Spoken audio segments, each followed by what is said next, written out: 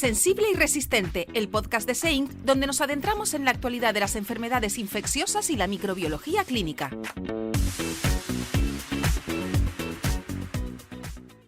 Hola a todos, bienvenidos a un nuevo episodio de Sensible y Resistente. Después del episodio terrorífico del mes pasado, hoy cambiamos completamente de tercio.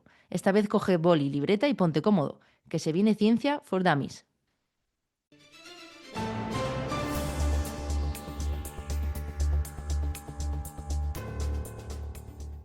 Y ahora, el parte infeccioso, como el parte meteorológico, pero adaptado a enfermedades infecciosas emergentes.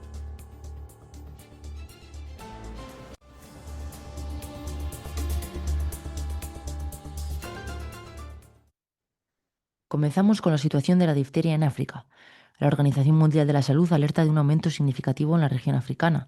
Entre enero y noviembre de 2025 se han notificado más de 20.000 casos sospechosos y 1.200 muertes, con una letalidad cercana al 6%. 8 países están afectados, entre ellos Nigeria, Níger, Mali, Mauritania y Sudáfrica. Los grupos más afectados son niños de 5 a 18 años y adultos jóvenes. Este resurgimiento está vinculado a bajas coberturas vacunales, presión sobre los sistemas sanitarios y brotes activos desde 2023. Seguimos en África, esta vez en Etiopía, donde se ha confirmado por primera vez un brote de enfermedad por virus Marburg. Hasta el 20 de noviembre se han realizado 33 pruebas, con 6 casos confirmados y 3 fallecidos, además de 3 casos probables, todos ellos mortales. Hay 206 contactos en seguimiento y las investigaciones han identificado murciélagos frugívoros en el área, reservorio natural del virus. La Organización Mundial de la Salud valora el riesgo como alto en el país, moderado a nivel regional y bajo a nivel global. Nos vamos a Estados Unidos, donde varios estados, entre ellos Texas, Florida, California y Oregón, están registrando un aumento notable de tosferina. Según los CDC, este incremento se debe al descenso de la vacunación, la pérdida de la inmunidad con el tiempo y retrasos en la vigilancia tras la pandemia. Y cerramos con España, que por primera vez ha confirmado 3 casos autóctonos de virus Usutu en donantes de sangre de Mallorca y Cataluña durante 2024. Hasta ahora, la circulación del virus solo se había documentado en aves y mosquitos. Este hallazgo confirma transmisión local y sugiere que podría haber casos infradiagnosticados por la falta de cribado sistemático. Seguiremos informando.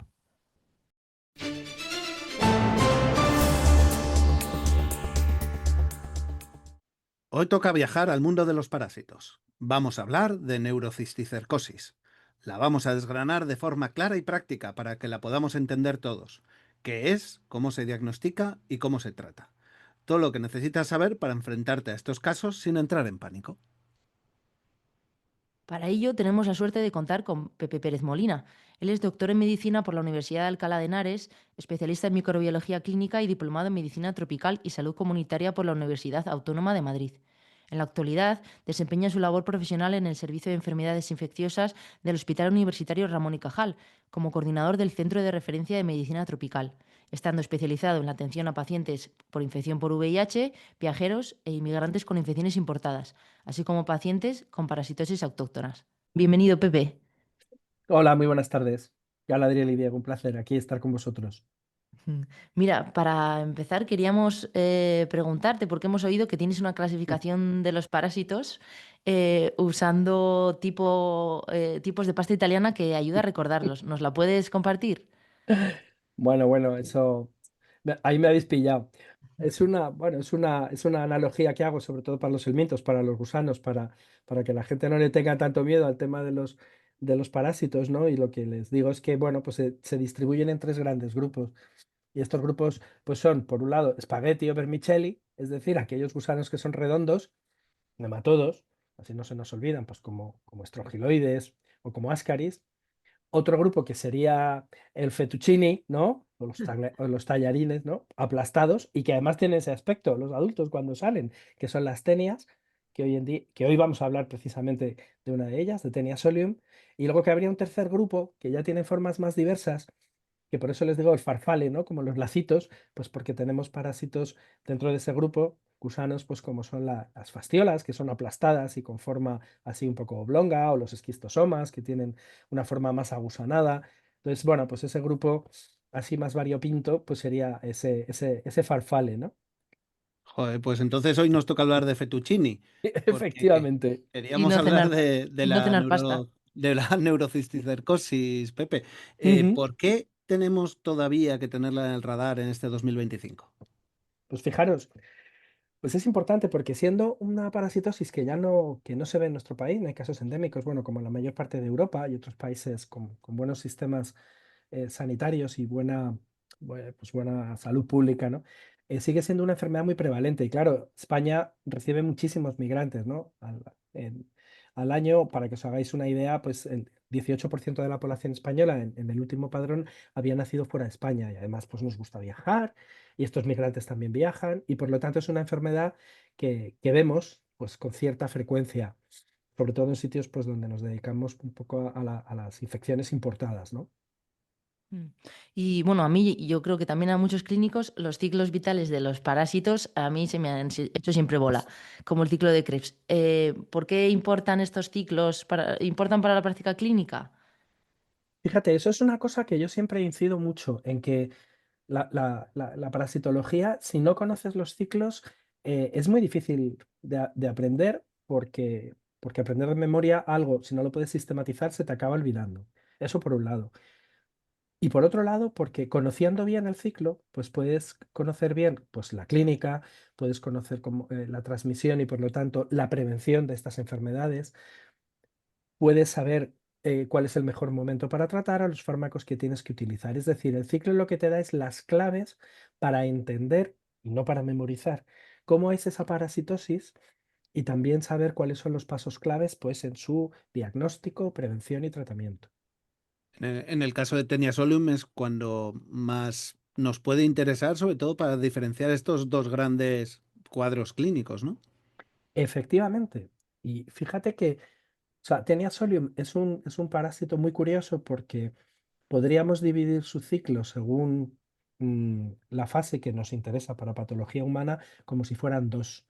Yo a veces lo explico en dos ciclos y si queréis y os parece bien, ahora lo comento porque ayuda a entenderlo, porque es un parásito con el que la gente, los médicos se suele liar mucho, ¿no? Y no tiene demasiado misterio, ¿no?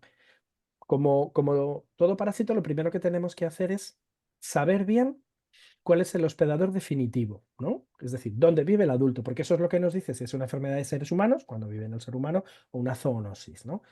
En el caso de Taenia solium, es un parásito de seres humanos. El adulto vive en el intestino, es la Taenia solium, ¿no? Muy parecida a Taenia saginata, aunque tiene una diferencia fundamental que veremos después. Ese adulto lo que hace es poner huevos, esos huevos van al medio, ¿no? Y contaminan el medio, pueden contaminar aguas de riego, pueden contaminar la hierba, pueden contaminar pues bueno, otras cosas en cercanía del hospedador intermediario que son los cerdos.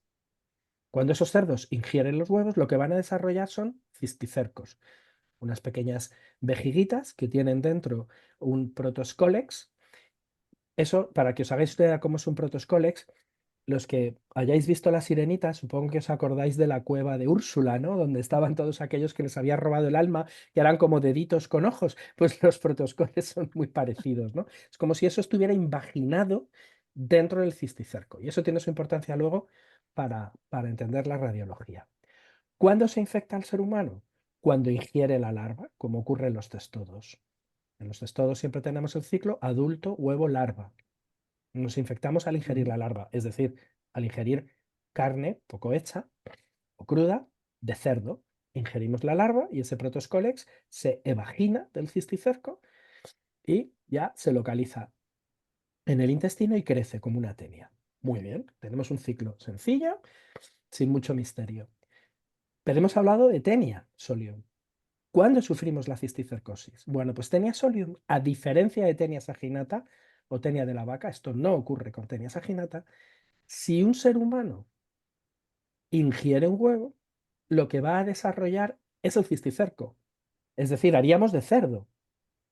Y eso ya sí que es un problema, porque mientras que la tenia adulta en el intestino, pues prácticamente no produce síntomas y no es un problema de salud grave para la persona, sí de salud pública, la cisticercosis sí es un problema. Esos huevos van a eclosionar, ¿no? Van a atravesar la pared intestinal y se van a distribuir por todo el organismo, generalmente al músculo también, pero sobre todo a un santuario inmunológico como es el sistema nervioso central.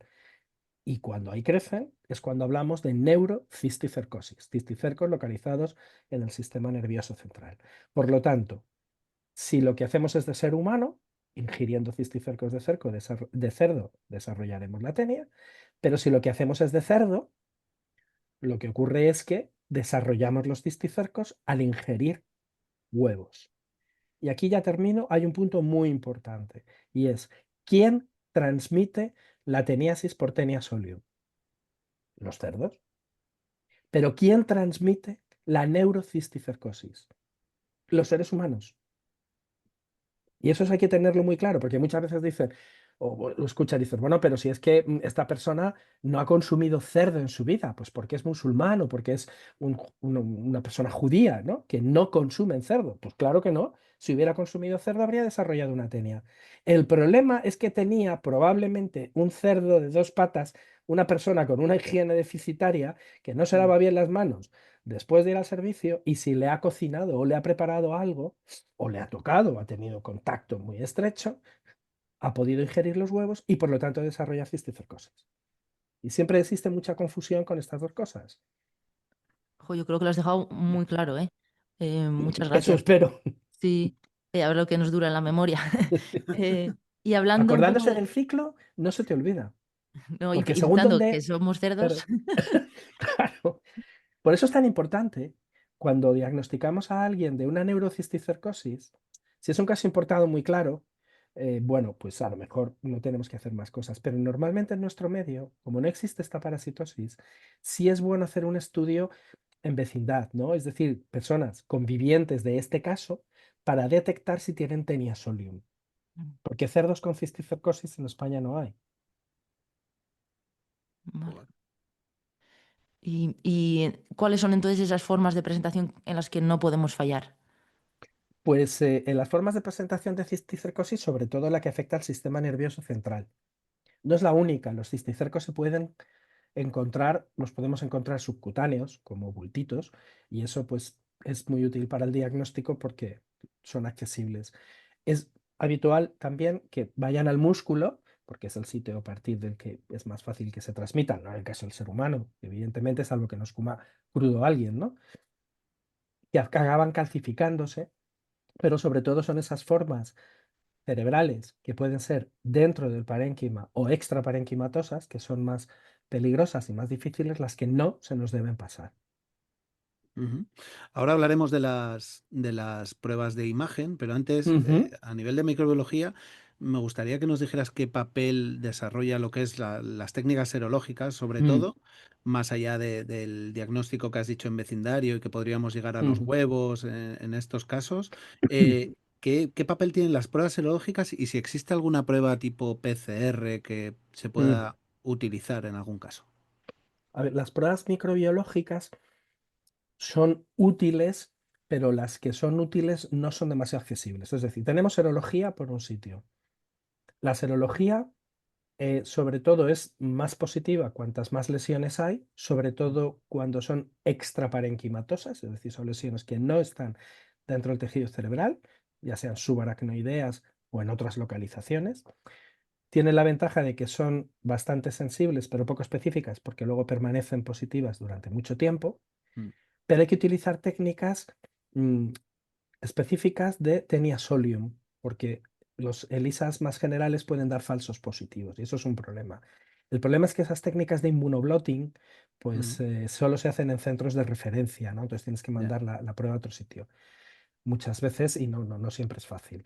Por otro lado, tenemos pruebas de detección de antígenos que son muy útiles porque nos hablan de la viabilidad del parásito. También son técnicas, hay algunos ELISAs comerciales, pero normalmente en nuestro medio se mandan a centros de referencia porque son diagnósticos raros, ¿no? Estas técnicas son útiles en la medida en la que haya quistes viables, porque una vez que están muertos no sirven y cuantos más quistes, mejor. Lo que pasa es que para el diagnóstico hay una escala, ¿no? En la que lo primero que tenemos que ver es si hay un ambiente epidemiológico compatible.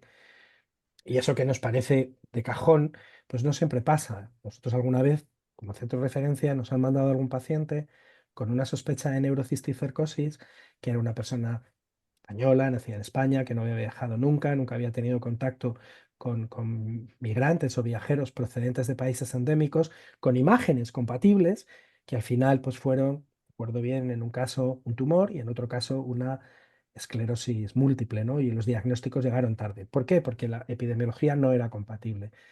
Tenemos un segundo paso, que es la clínica, bueno, que puede ayudar o no.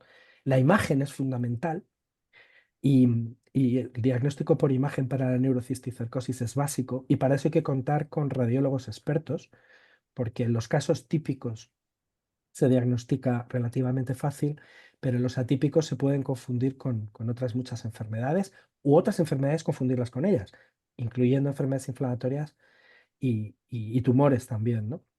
Y luego tenemos estas técnicas de apoyo, ¿no?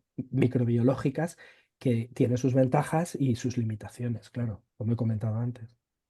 ¿Y qué prueba es de elección de imagen? ¿Escáner, resonancia? Mm, Pues idealmente para la neurocisticercosis la resonancia es mucho más sensible, porque permite ver lesiones en estadios jóvenes, ¿no? Que al TAC le pueden pasar más desapercibidas. Así que por sensibilidad lo ideal es la resonancia.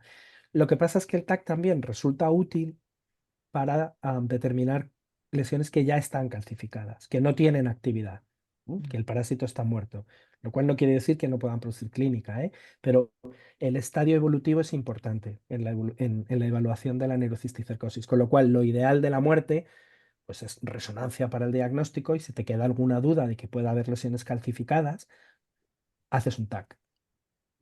Joder, qué útil todo y sin embargo yo creo que nos toca la pregunta que a mí me parece la más complicada, que es Mm, ¿en qué momento, entiendo que hay que valorarlo individualmente, ¿no? Pero ¿en qué caso de una neurocisticercosis merece la pena el tratamiento y hasta dónde? mm, ¿Con qué clase de quistes o si son viables, no son viables? Ahí está. Puf, ¿cómo se afronta eso? Claro, es que esa es la pregunta del piñón, lo has dicho al principio. Es que es una enfermedad que es poco estandarizable, porque depende del número de quistes. No es lo mismo tener uno que tener una encefalitis cisticercótica, ¿no? La cabeza llena de quistes. Segundo, depende del estadio evolutivo. No la enfocas igual si son quistes muy jóvenes, en fase vesicular, o si están calcificados. Y luego depende de la localización, evidentemente. Claro, pues tú puedes tener quistes en regiones silentes del sistema nervioso central y eso te da mucho más margen, ¿no? O sin embargo, lo que tienes es una persona que está con convulsiones, ¿no? Entonces, normalmente lo que sí que se hace en general es las lesiones intraparenquimatosas, que son las más fáciles de tratar, las más estandarizadas, en general se tratan siempre. La del tratamiento habitual es con albendazol, salvo que haya más de 2 lesiones, y entonces se trata con albendazol y praziquantel.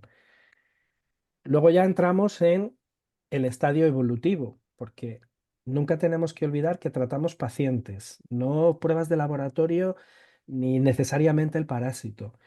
Una persona que está absolutamente asintomática, y esto ha podido ser un hallazgo, nos da un margen de maniobra pues mayor que si lo que estamos viendo es una persona que ya está o con convulsiones o con hipertensión intracraneal, ¿no? El tratamiento antiinflamatorio siempre tiene que ir de la mano del tratamiento antiparasitario, porque el principal peligro, la neurocisticercosis, es que nosotros vamos a inducir y vamos a acelerar la degeneración de esos cisticercos. Esa degeneración implica inflamación y claro, la inflamación en un espacio no expandible como es el cráneo, pues nos produce problemas de salud severos, ¿no? Entonces, hay que combinar tratamiento antiparasitario, tratamiento anticomicial, cuando hay convulsiones, y tratamiento antiinflamatorio generalmente con esteroides. Eso le entra parenquimatosa. Luego hay formas más, por ejemplo, hay formas más complicadas, como es la neurocisticercosis subaracnoidea, que ahí el parásito se comporta de una forma atípica, crece de forma racemosa, es decir, en racimo, no como vejiguitas individuales, infiltra, produce mucha inflamación, con lo cual los fenómenos vasculíticos y los fenómenos de obstrucción arterial son más frecuentes y casi siempre requieren cirugía y tratamiento a muy largo plazo, meses o incluso alguna vez nosotros hemos llegado a tratar a algún paciente años, porque cuando parábamos el tratamiento la clínica volvía a empezar. Y luego, bueno, pues tienes pacientes, por ejemplo, con lesiones intraventriculares en las que la tendencia es a hacer cirugías lo menos invasoras posibles, ¿no? Con neuroendoscopia, sacando esos quistes Y aquí sí me gustaría aclarar un punto porque a veces genera mucha angustia en los cirujanos y que viene de lo que ellos conocen más, que es la hidatidosis. En la hidatidosis, lo que le horroriza a un cirujano, lógicamente, es que se le rompa un quiste, porque se produce una siembra secundaria, ¿no? Sin Ujú. embargo, la cisticercosis son larvas únicas, de manera que lo ideal es sacarla completa, pero si se rompe, no va a haber una siembra, no va a haber una diseminación, ¿vale? Y eso es importante que lo tengan claro, porque a veces les retraen esa neuroendoscopia para eliminar esos quistes intraventriculares. Wow. ¿Cómo de frecuentes son estas formas complicadas que has comentado, subaracnoidea, además? Son las menos comunes. De hecho, dentro de la neurocisticercosis, lo más común es que sea una neurocisticercosis parenquimatosa, ¿no? Prácticamente tres cuartas partes de los casos son de ese tipo, ¿no? Luego tenemos, desgraciadamente, las subaracnoideas con más o menos extensión, sería el siguiente grupo, y las formas intraventriculares pues son más raras. Bueno, también hay formas oculares, ¿eh? Lo que pasa es que esas son fáciles de diagnosticar porque generalmente el paciente se queja de visión borrosa o que ve algo y con un fondo de ojos se puede mirar. Y en los que necesitan cirugía, ¿cuándo es el mejor momento para hacer esa cirugía? ¿Antes, después del tratamiento médico? Generalmente se recomienda después, yo creo que para mantener también un poco la integridad en la medida de lo posible y evitar fenómenos inflamatorios antes de entrar con la cirugía, y luego también porque el tratamiento médico, o sea, al haber menos masa parasitaria, pues debería de ser más eficaz.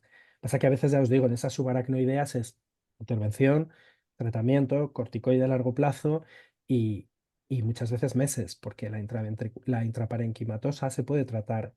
Generalmente las pautas son de 10 días, de albendazol o albendazol más o menos praziquantel.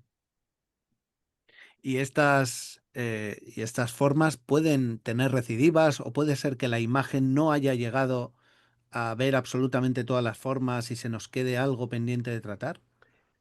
Ese es un caballo de batalla a veces que es complicado de manejar, en el sentido de que es bueno tener claro la extensión, ¿no? Y la fase evolutiva de las lesiones al principio para luego poder entender el seguimiento que está pasando con esas lesiones, ¿no? Lo normal es que tú tratas y evidentemente las lesiones no cambian de un día para otro, necesitan semanas a meses para empezar a degenerar. Hay que conocer bien las cuatro fases, ¿no? Que pasan porque son unas fases evolutivas, ¿no? Tenemos la fase vesicular, en la Ujú. que el cisticerco es jovencito, tiene esa lesión en el interior, ¿no? Habitada, que se llama. Eso luego pasa a una fase coloidal, en la que ya empieza a haber degeneración, granular y finalmente calcificada. Entonces, lo normal es que en los meses siguientes, pues esas lesiones empiecen a degenerar y en meses a años se acaben calcificando la mayoría, no necesariamente todas. ¿Cuándo sospecharíamos que hay Normalmente responden.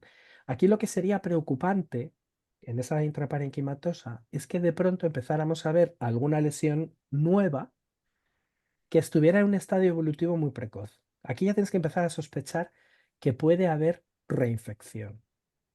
Por Mm. eso también cuando diagnosticamos una neurocisticercosis, testamos a la propia persona Ujú. con huevos en heces para ver si es portador de una tenia y es él mismo su propio foco, que eso puede ocurrir, ¿no? Entonces, es la aparición de lesiones nuevas en zonas donde antes no se veía y sobre todo jóvenes, lo que nos indicaría que hay una recidiva. Si la evolución es buena, lo normal es que esas lesiones con el paso del tiempo vayan degenerando poco a poco. O sea que el seguimiento, pues a veces es de años, ¿no? Y en el manejo de las crisis epilépticas, hasta cuándo tienen que llevar los antiepilépticos? Es alguna vez de por vida? Esa es una buena pregunta, porque aunque eso normalmente nos apoyamos con los neurólogos, al ser una enfermedad compleja, pues en nuestro centro tenemos neurólogos con experiencia en esto, muy buenos radiólogos también. El quid de la cuestión está en cuándo paramos, ¿no? Normalmente no hay guías basadas claramente en evidencia, pero en general el acuerdo es que si han pasado 2 años y no ha habido clínica de convulsiones, se puede probar a parar. Si recaen, normalmente se dejan de forma indefinida. Entiendo que también que depende de dónde hayan sido localizadas las lesiones, la clínica puede variar y al final es un poco dependiente de la sintomatología, ¿no? Sí, sí, esa es una cosa. E independiente del estadio evolutivo. Fíjate Claro. que aunque una lesión calcificada, decimos, bueno, aquí ya el parásito está muerto, no va a pasar nada. Bueno, depende de dónde esté esa lesión. Y luego esas lesiones efectivamente están calcificadas y están muertas, pero contienen antígenos.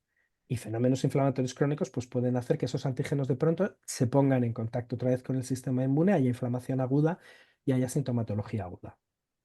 O sea que no toda lesión, no debemos asumir que una lesión calcificada por el mero hecho de que el parásito está muerto, ya no hay nada que hacer. No, depende. Lo que no haremos será darle al vendazol, porque ya no tiene sentido. El tratamiento antiparasitario es en las lesiones viables, en las vesiculares y en las coloidales, si me apuras, ¿no? Ahí lo que habrá que hacer es eso, tratamiento anticomicial o antiinflamatorio si el paciente lo necesita o simplemente vigilancia.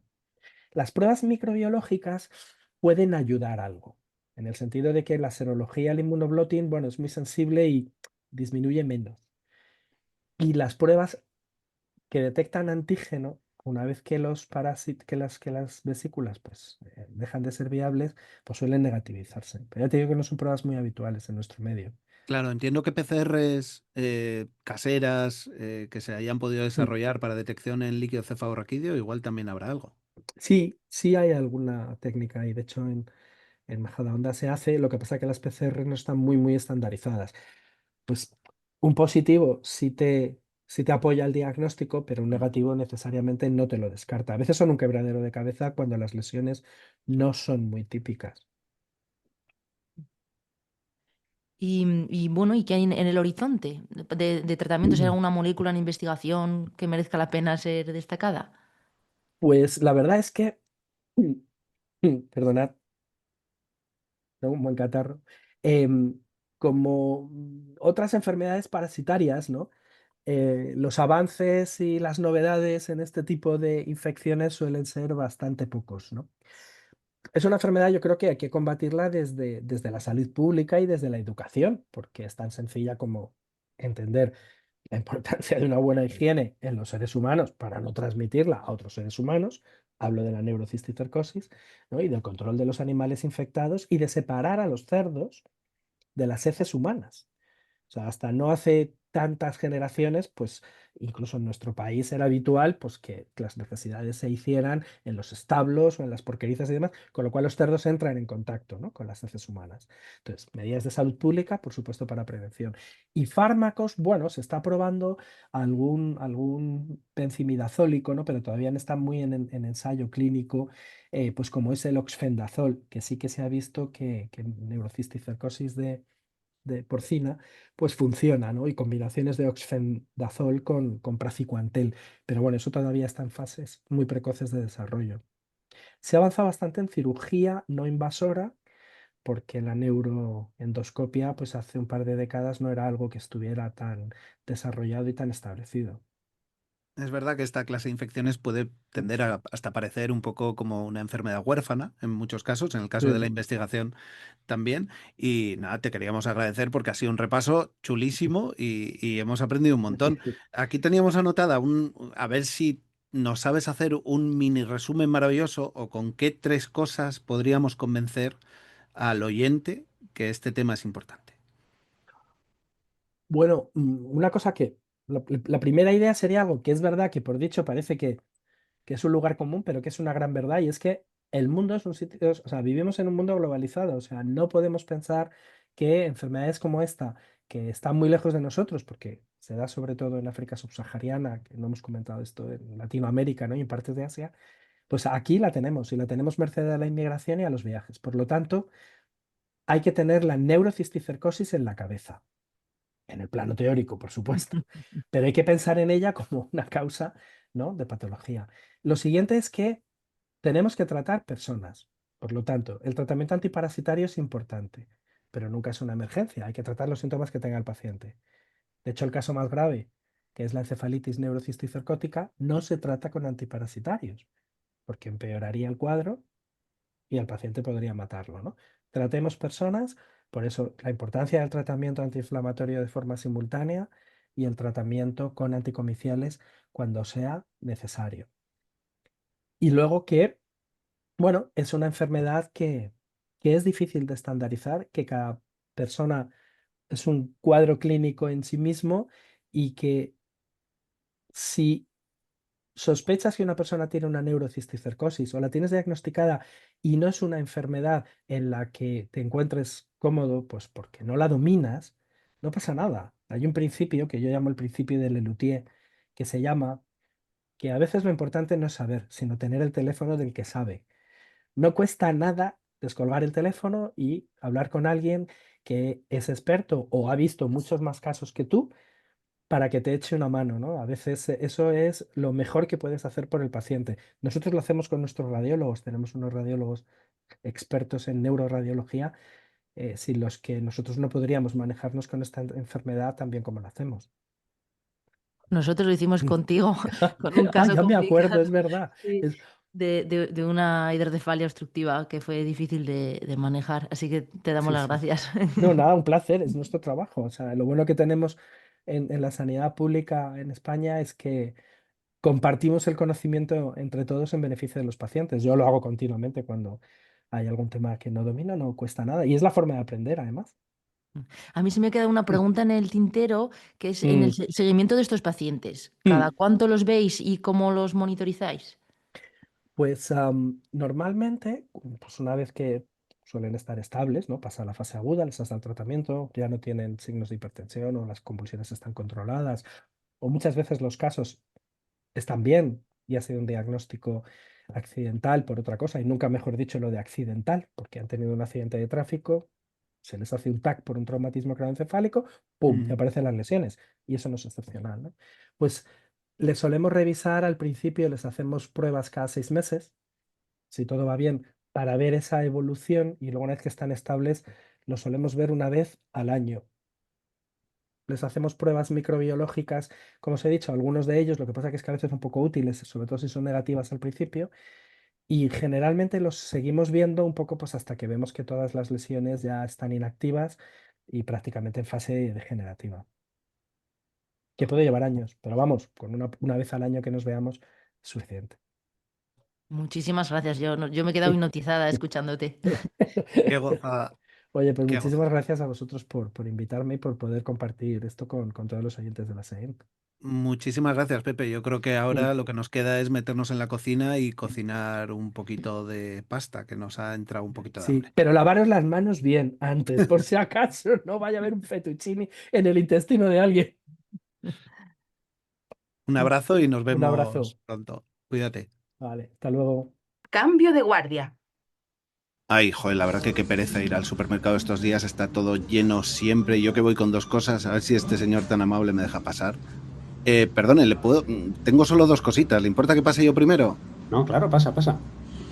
Oye, perdona que te pregunte, pero me suena tu cara un montón. ¿No serás Paco Carmona, puede ser? Sí, sí, tú eres Diego, ¿verdad? Sí, sí, sí, sí. Yo creo que nos hemos leído más que otras, pero es que ya te pongo cara. Entonces, bueno, Sí, sí, sí. yo creo que la SEIN, bueno, creo que has publicado hace relativamente poco, junto con otros compañeros, un editorial sobre fiebre Q. Sí, así es. La verdad es que hemos tenido la oportunidad de escribir la editorial y reflexionar un poco sobre la situación de la fiebre Q aguda en España, aprovechando una publicación de Mercedes García Gasalla y colaboradores, donde analizaban un poco los datos de su serie retrospectiva, pues desde 2017 a 2022, agrupando datos de 3 hospitales de Mallorca. Y la verdad es que el primer mensaje que nos quedó claro es que la fiebre Q sigue siendo una infección infraestimada, pese a la relevancia como zoonosis de distribución universal que es, ¿no? Eh, Recordar que Coxiella burnetii es un patógeno muy resistente en el ambiente y que cuenta con reservorios tan diversos como que van desde los artrópodos a mamíferos salvajes y domésticos, sobre todo cabras y ovejas, incluyendo también aves. Al final el ser humano pues, es un huésped accidental. Em, Llama la atención pues, el hecho de que, a pesar de ser así, aún hay comunidades autónomas que no reportan pues, los casos a la Red Nacional de Vigilancia Epidemiológica. De hecho, en el último informe de 2023, pues, hay comunidades donde no hay datos, no se conocen los datos. Aparte, pues el infradiagnóstico también se ve favorecido porque muchos de los cuadros, como sabéis, son asintomáticos, entre un 50-60%, y ahí pues es muy importante el tener una alta sospecha clínica. En este sentido, pues saber que la presentación clínica no es igual en todos los puntos a nivel nacional. En el norte, curiosamente, pues predomina una presentación en forma de neumonía, mientras que en comunidades del centro y sur, pues son más frecuentes los episodios febriles aislados o la hepatitis. Sí, en nuestra comunidad en Canarias también tenemos bastantes casillos, ¿no? Sí, de hecho, según el último informe, sois la comunidad que más casos reporta, con lo cual ahí tenéis un filón pues para profundizar en el conocimiento de esta patología, ¿no? Y mira, y a nivel diagnóstico, ¿qué tal vamos? Porque siempre me ha parecido un poco rollo todas las pruebas diagnósticas. Y eso que yo me dedico a eso, pues no me quiero ni imaginar a los clínicos que se pueden volver locos. Sí, llevas razón, Diego. La verdad es que la interpretación de la serología de la fiebre Q siempre es un reto, sobre todo porque si no tienes cuadros con mucha frecuencia, pues al final recordar cómo se interpreta la serología es diferente, es complicado. Y en este sentido, sí que pues es muy útil, sobre todo en los cuadros agudos, el contar en el laboratorio pues con PCRs que nos permita salvar las dificultades que tiene el diagnóstico basado únicamente en serología, que al final pues tenemos limitaciones teniendo en cuenta pues el periodo ventana, la variabilidad que puede haber en las pruebas IgM y además pues la necesidad de tener la necesidad de una nueva muestra de sueros pareados para poder llegar al diagnóstico. Y en este sentido, pues aparte, las técnicas moleculares nos pueden dar mucha información sobre el genotipo y en este sentido nos permitiría relacionar esos brotes o esos casos aislados en humanos con posibles fuentes de contagio, ¿no? A nivel veterinario o a nivel ambiental, Qué bueno. cerrando un poco el círculo sobre el enfoque One Health. Claro, y así también entender o aprender un poco más de lo que es las vías de transmisión, que históricamente hablábamos solamente de la inhalada, ¿no? Y luego la alimentaria siempre está un poco en discusión. A veces se escuchan reportes a favor, reportes en contra.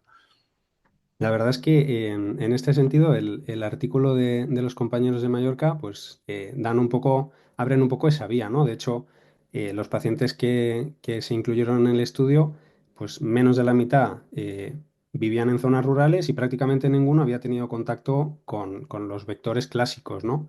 Con lo cual, pues ahí surge la duda de la posible transmisión a partir de mascotas o incluso, pues como bien comentas, el contagio a partir de alimentos. Joder, Paco, pues nada, oye, muchísimas gracias. Te iba a decir, ¿me recomiendas alguna oferta del supermercado este? Que te veo que tienes el carro lleno. Ya ves, todo lo que ponga oferta al carro. Hay que aprovechar. Que vienen Pues las nada, navidades. muchas gracias, Paco, y que vaya bien. Nos vemos. Venga, un saludo. Adiós, Diego. Muchas gracias por estar hasta el final. Nos vemos el mes que viene.